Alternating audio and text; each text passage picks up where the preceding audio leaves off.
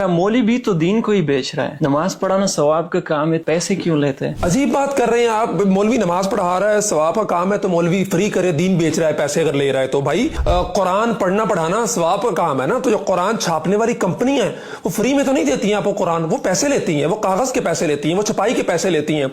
हज करना सवाब का काम है, फर्ज है। ट्रैवल एजेंसियां आपको मुफ्त में तो हज पे नहीं भेज देती, वो पैसे लेती हैं ना आपसे। जहाज वाले पैसे लेते हैं आपसे। मस्जिदें बनाई जाती हैं, अंदर नमाज होती है, कुरान पढ़ा जाता है, सारे नेकी के काम होते हैं।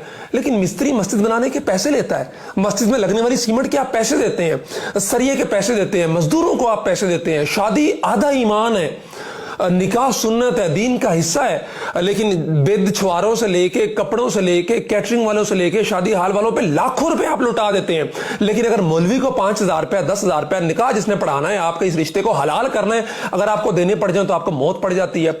अजीब बात कर रहे हैं आप। मौलवी हमारी नजरियाती शर्तों का मुहाफिज है, हमारे ईमान की फिक्र कर रहा है, हमारे दीन की फिक्र कर रहा है, तो उसका जो टाइम वो दे रहा है दीन के लिए, मस्जिद के लिए, पाबंद होकर बैठा है आपकी नमाज पढ़ाने के लिए, जनाजे पढ़ाने के लिए, आपके साथ दीनी मामलात के अंदर ताउन करने के लिए, तो उसका नफा पूरा करना भी आपकी जिम्मेदारी है।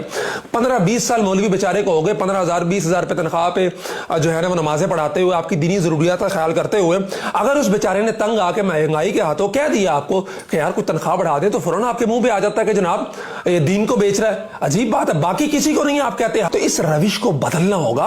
वो अपनी सर्विसेज दे रहा है, वो टाइम दे रहा है, वो आपके लिए पाबंद होकर बैठा हुआ है, तो इसलिए उसकी जरूरियात का ख्याल रखना है आपकी जिम्मेदारी है। आप ये नहीं कह सकते कि वो दीन को बेच रहा है। अगर मौलवी दीन को बेच रहा है तो फिर हज सर्विसेज वाले दीन को बेच रहे हैं, फिर मस्जिद में बनाने वाले दीन को बेच रहे हैं, फिर वापडा वाले दीन को बेच रहे हैं जो मस्जिद में बिजली दे रहे हैं। फ्री दे ना, दीन का काम हो रहा है, वहां पे नमाजें पढ़ी जा रही हैं, वहां पे तो बच्चे कुरान पढ़ रहे हैं, मदारिस की बिजली फ्री कर दें आप। फिर वापडा दीन को नहीं बेच रहा। फिर ये शादियों वाले, कैटरिंग वाले, शादी हॉलों वाले और दीगर साजो सामान तैयार करने वाले दीन को नहीं बेच रहे हैं। एतराज सिर्फ मौलवी पे इसलिए है कि मौलवी कमजोर है।